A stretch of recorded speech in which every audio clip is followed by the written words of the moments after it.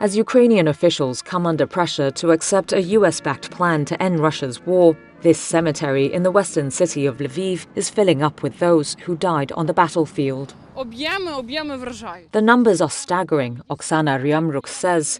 Her husband was killed in June. He's buried along with some 1,000 other soldiers in Lychakiv cemetery. Тільки на цьому полі є понад 1000 захоронень. Deputy Mayor Yevhen Boyko says only a handful of spaces remain as casualties mount from nearly 4 years of war. He says officials are looking to put a large cemetery outside the city as a solution. On Friday, the Kremlin said Russia has received what the US and Kyiv have called an updated and refined peace framework to end the war, saying it will be discussed next week.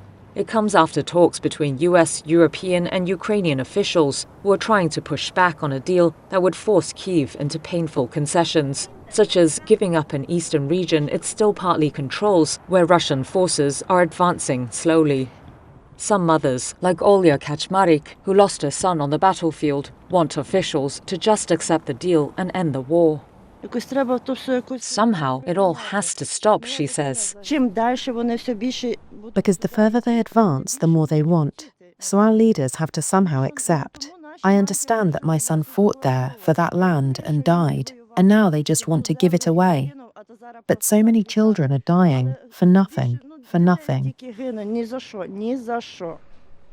But a narrow majority of the country still rejects territorial concessions, despite the war dead numbering in tens of thousands, according to a recent poll by the Kyiv International Institute of Sociology. In a somber address last week, President Volodymyr Zelensky warned his country faced its most difficult moment yet, saying he would not betray Ukraine's interests by signing a bad deal.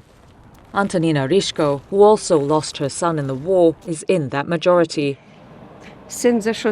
What did my son die for, she says. No way. No giving up of our land.